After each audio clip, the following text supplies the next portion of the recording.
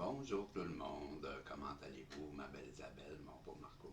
Ben, j'espère que vous allez bien en ce mardi, le 27 janvier 2026. Ben, j'espère que vous avez passé une belle journée et je vous souhaite la bienvenue dans le message des guides en prolongation. Comme tu peux voir, il est 2h13 du matin, donc il est très tôt. Fait qu'à Montréal, au Québec ou dans le reste du Canada, bonne nuit. Et à l'extérieur, comme toujours, je vous souhaite une belle avant-midi, sinon une belle après-midi et un beau mardi. Et là, vous entendez peut-être un véhicule, c'est mon voisin qui est de l'appartement de chez nous qui arrive.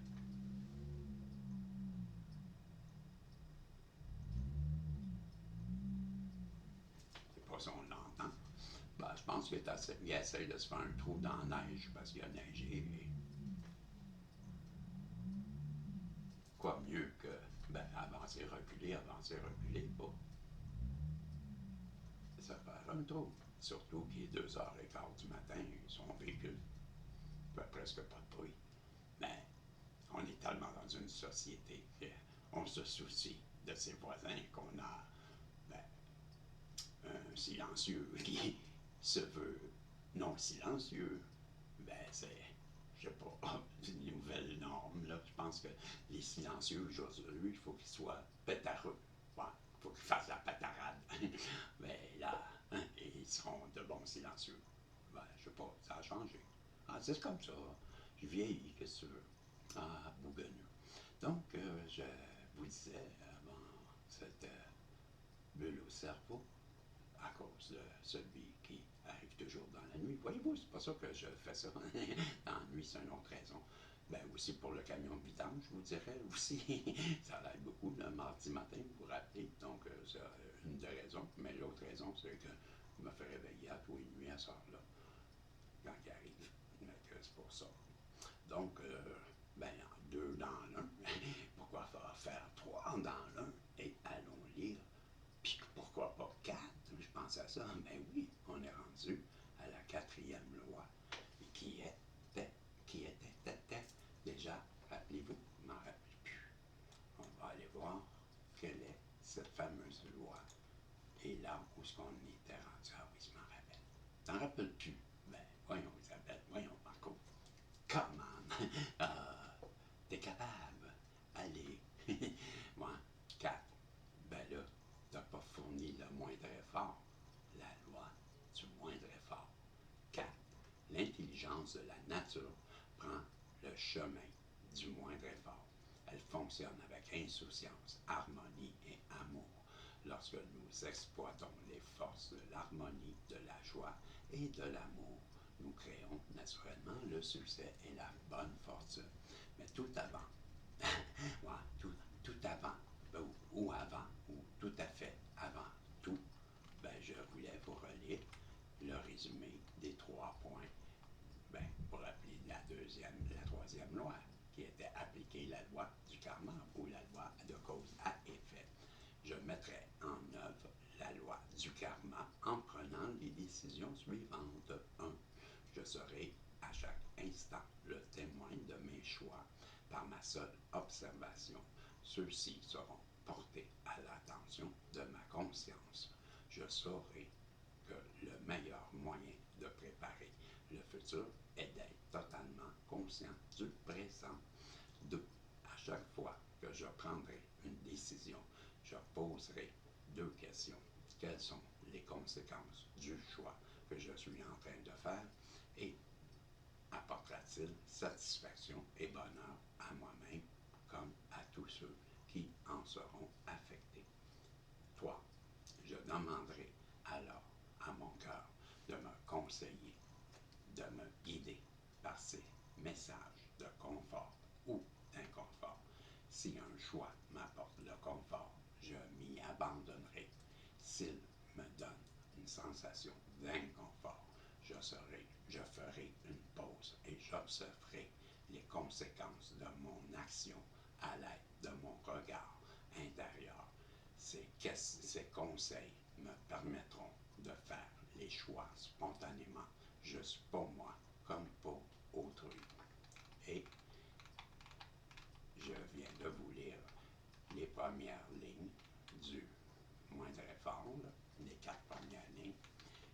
là, je m'en vais au texte. À partir d'ici, je vous lis un intégral C s'en aller, voit sans regarder et accomplit sans agir, là-haut, dessous. Un être intégral C s'en aller, voit sans regarder et accomplit sans agir, là-haut, dessous. Grand philosophe. Ben oui, je l'ai dans la nature divine, vous vous rappelez. La quatrième loi spirituelle du succès est la loi du moindre effort. Cette loi se fonde sur le fait que l'intelligence de la nature fonctionne sans aucun effort, dans une insouciance pleine d'abandon. Ce principe est celui de la moindre action, de la non-résistance. Il est donc celui de l'harmonie, de l'amour.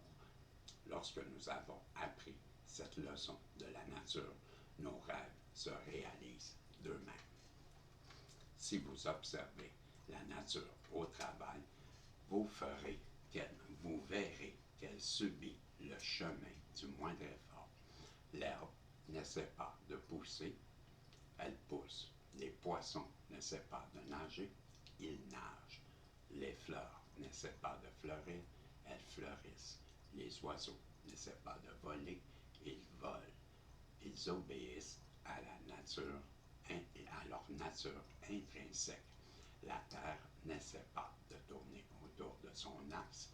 C'est la nature même de la Terre que de tourner à une vitesse vertigineuse et de foncer à travers l'espace. La félicité est la nature des bébés. Briller est la nature du soleil. La nature des étoiles est d'étinceler et de scintiller.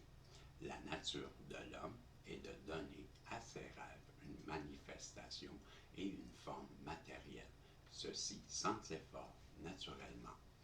Dans la science védique, la vénérable philosophie de l'Inde, ce principe est connu comme étant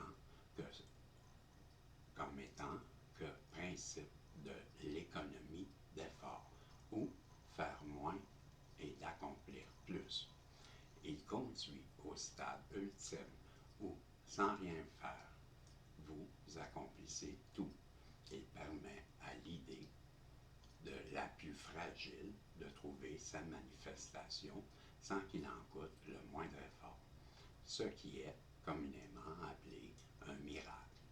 En réalité, il en est, ou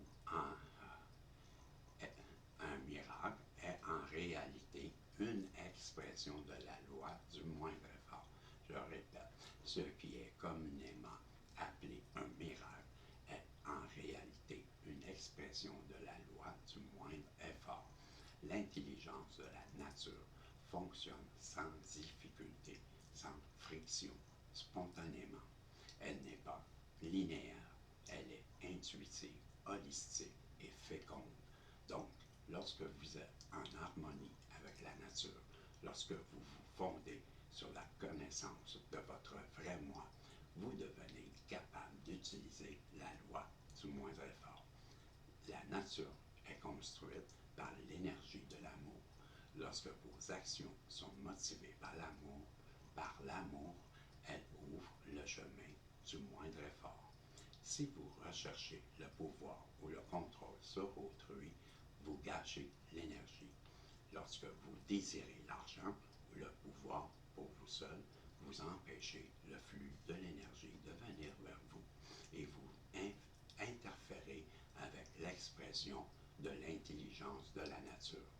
Mais lorsque vos actions sont motivées par l'amour, vos énergies se multiplient et s'accumulent. Et le surplus d'énergie dont vous bénéficiez et que vous pouvez utiliser peut être canalisé pour créer tout ce que vous souhaitez, ce qui inclut une richesse illimitée. Voyez votre corps physique comme un dispositif de contrôle de l'énergie. Il peut la produire stocker et la dépenser. Si vous savez comment produire, stocker et dépenser l'énergie d'une manière utile, alors vous pouvez créer n'importe quelle quantité de richesse. L'attention à l'ego consomme une quantité énorme d'énergie. Lorsque votre point de référence interne est votre ego, lorsque vous désirez le pouvoir et le contrôle sur autrui, ou lorsque vous recherchez l'approbation d'autres personnes, vous gâchez complètement l'énergie. Mais une fois libérée, cette dernière peut être canalisée ou utilisée pour créer tout ce que vous désirez. Si votre point de référence interne est votre esprit, si vous êtes immunisé contre les critiques et demeurez sans inquiétude en face de n'importe quel défi, vous êtes en mesure de vous laisser emporter par le pouvoir de l'amour. Alors, vous pouvez utiliser l'énergie de manière créatrice et faire l'expérience de l'abondance et de l'évolution. Dans Voir, Don Juan a dit à Carlos Castaneda, la plupart de ton énergie te sert la plupart de ton énergie te sert à confronter tes propres importances. Si nous étions capables de perdre un peu de cette importance, deux choses extraordinaires nous arriveraient. Tout d'abord, nous libérerions cette énergie de la tâche de maintenir l'idée illusoire de notre grandeur. Et deuxièmement, nous pourrions l'utiliser pour jeter un coup d'œil sur la magnificence de l'univers. Trois composantes forment la loi du moindre effort. Trois manières d'agir qui permettent la mise en œuvre du principe faire moins et accomplir plus. La première est l'acceptation. Elle suppose simplement que vous preniez la décision suivante. Aujourd'hui, j'accepterai les personnes, les situations et les circonstances telles qu'elles se présenteront. Je saurai que ce moment est comme il devait être, parce que l'univers entier est comme il devait être. Cet instant, celui dont vous faites en ce moment l'expérience, est le point culminant de tous les instants dont vous aurez fait l'expérience dans le passé. Il est ce qu'il est parce que l'univers entier est ce qu'il est. Lorsque vous vous révoltez contre ce moment, vous vous révoltez contre tout l'univers. Vous pouvez donc décider qu'aujourd'hui, en ne vous rebellant plus contre l'instant, vous cesserez d'accuser l'univers. Cette acceptation sera donc totale et complète. Vous accepterez tout, vous accepterez les choses comme elles sont et non comme vous auriez voulu qu'elles soient à ce moment-là. Il est important que vous le compreniez. Vous pouvez souhaiter que les choses soient différentes dans le futur, mais en ce moment, vous devez accepter les choses telles qu'elles sont. Lorsque vous vous sentez frustré ou énervé par une personne ou par une situation, souvenez-vous que vous n'êtes pas en train de réagir à la personne ou à la situation, mais aux sentiments que font surgir en cette personne ou en cette situation. Ce sont vos sentiments. Ils ne viennent pas d'une autre personne. Lorsque vous reconnaissez et comprenez cette réalité profondément, vous êtes prêt à prendre la responsabilité de ce que vous ressentez et à changer. Si vous pouvez accepter les choses comme elles sont, vous êtes désormais en mesure d'assumer l'entière responsabilité de votre situation face à tous les événements que vous considérez comme des problèmes. Ceci nous conduit à la deuxième composante de la loi du moindre effort, la responsabilité. Que signifie ce mot? Il veut dire ne blâmer personne, ce qui inclut vous-même, ni quoi que ce soit par votre situation. Si vous acceptez la circonstance, l'événement, le problème, cette prise de responsabilité vous apporte la capacité de trouver une réponse créative à la situation telle qu'elle est aujourd'hui. Chaque difficulté contient les graines de l'opportunité. Ce type d'attention vous permet donc de saisir le moment et de le transformer en une réalité ou en une situation meilleure. Si vous appliquez ce principe, tous les bourreaux et tous les tyrans deviennent vos professeurs. La réalité est une interprétation. Si vous choisissez d'interpréter la réalité selon ce principe, vous serez alors entouré d'un grand nombre de professeurs et de nombreuses opportunités d'évolution. À chaque fois que vous serez confronté à un tyran ou à un bourreau, à un professeur, à un ami ou à un ennemi, même s'il s'agit de la même chose, n'oubliez pas que ce moment est ce qu'il devait être. Toutes les relations que vous attirez à ce moment précis sont précisément celles que vous avez besoin. Il y a un sens caché derrière chaque événement. Ce sens caché est au service de votre propre évolution. La troisième composante de la loi du moindre effort est l'abandon. Celle-ci vous propose de vous laisser tomber, le besoin de convaincre ou de persuader les autres de la sagesse de votre point de vue. De cette manière, votre attention abandonne ses défenses. Si vous observez les gens autour de vous, vous verrez qu'ils passent 90% de leur temps à défendre leurs opinions. Si vous renoncez à le faire, ce renoncement même vous donnera accès à une énorme quantité d'énergie, une énergie que vous aviez jusqu'alors gâchée. Lorsque vous vous tenez sur la défensive, lorsque vous condamnez les autres et n'acceptez pas de vous abandonner au moment présent, votre vie rencontre de la résistance. À chaque fois que vous sentez une résistance, prenez conscience de ceci. Si vous forcez la situation, la résistance grandira. Quel bénéfice y a-t-il à rester rigide comme le chêne qui se brisera et s'effondrera dans la tempête? Choisissez plutôt d'être flexible comme le roseau qui survit parce qu'il ploie sous l'orage. Renoncez complètement à défendre votre point de vue en n'ayant rien à défendre. Vous empêcherez la naissance des conflits si vous persévérez, si vous cessez de vous battre et de résister. Vous vivrez le présent dans son unité, sa complétude et ce qui est un don. Retenez cette réflexion que j'ai entendue un jour. Le passé est une histoire. Le futur est un mystère. Le moment présent est un don. C'est pourquoi ce moment est appelé présent. Je répète, le passé est une histoire. Le futur est un mystère. Le moment présent est un don.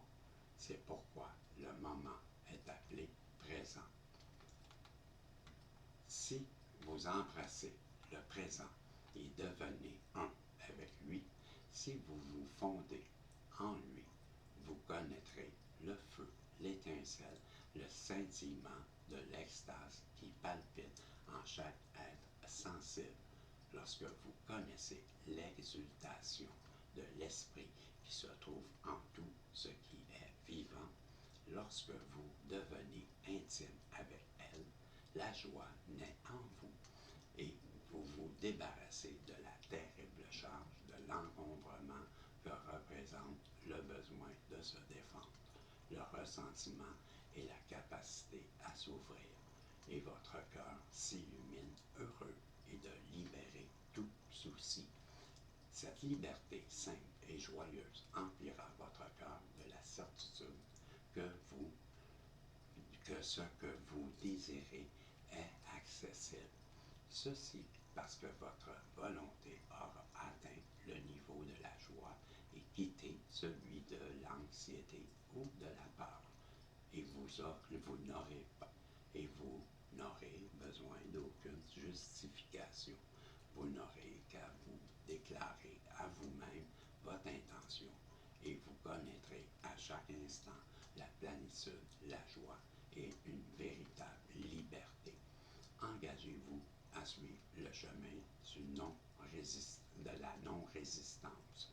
C'est celui que prend l'intelligence de la nature, celui par lequel elle se manifeste sans aucune friction, sans aucun effort.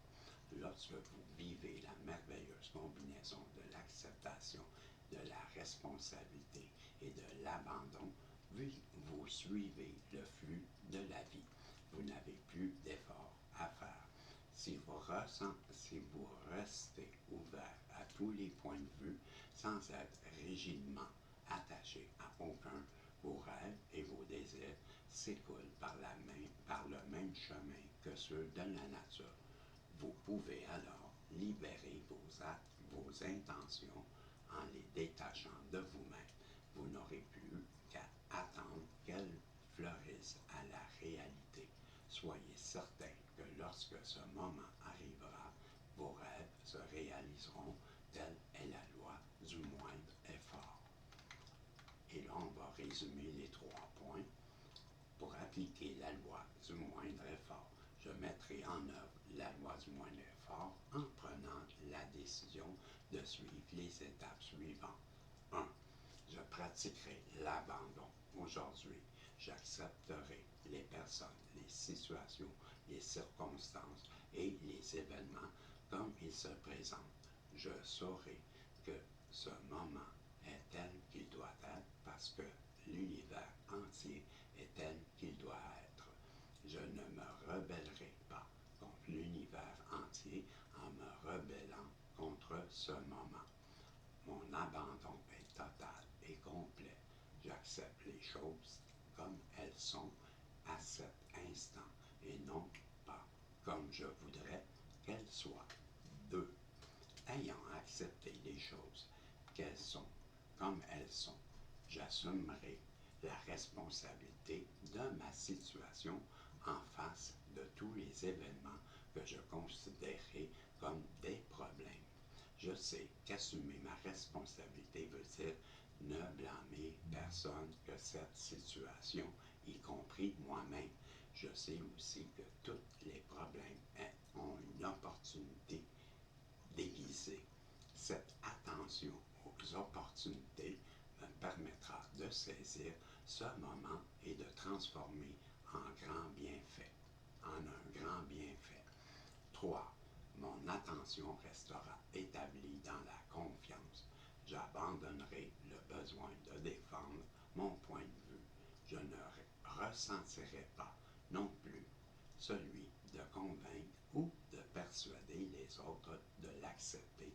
Je resterai ouvert à tous les points de vue et ne serai strictement attaché à aucun. Ben, ma belle Isabelle, mon beau Marco, voilà, on vient de lire la loi du moindre effort, la loi 4, et là, ben, demain, mercredi, ouais, on est en prolongation. Donc, demain, mercredi, ben, ça sera la loi 5, la loi de l'intention et du désir. Et je vous lis ces 5 phrases. Chaque attention, chaque désir génère sa propre mécanique d'autosatisfaction. Les intentions et les désirs, lorsqu'ils s'enracinent dans le champ de pure potentialité, acquièrent un pouvoir d'organisation sans limite. Lorsque nous introduisons une intention dans le sol fertile de la pure potentialité, nous faisons travailler pour nous ce pouvoir d'organisation infinie et c'est comme ça que ça commence, la loi de l'intention et du désir. Ben, ma belle Isabelle, mon beau Marco, ben, j'espère que ça vous plaît toujours. Ben, sûrement, si vous êtes encore là, ben, en tout cas, je vous propose de se voir dans les voyances d'après le message des guides en prolongation. Donc, ça sera We are the champion. Ouais, ça va être le classique à coup sûr. Ça, c'est certain.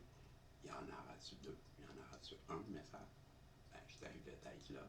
On verra. En attendant, ben, je vous dis salut, je vous aime. Vous êtes important pour moi. Vous savez que je vous aime. Et ben, merci d'être là. Et pourquoi pas finir comme d'habitude en disant dans mon public d'art, ça t'attendait pas à ça là. Ben non, je te dis ben bye bye. On se reverra.